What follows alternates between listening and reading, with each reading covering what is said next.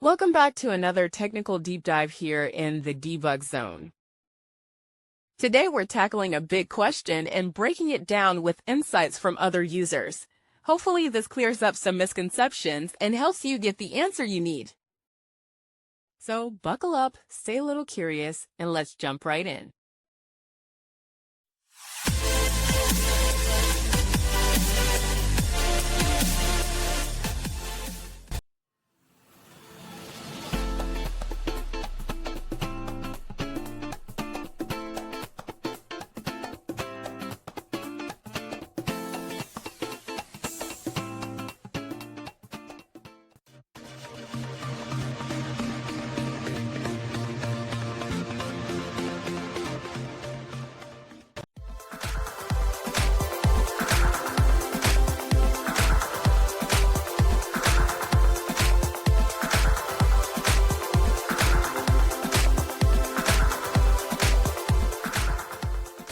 And that's a wrap.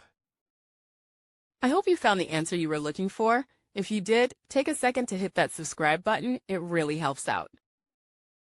And let me know in the comments which solution worked best for you. See you next time in the debug zone.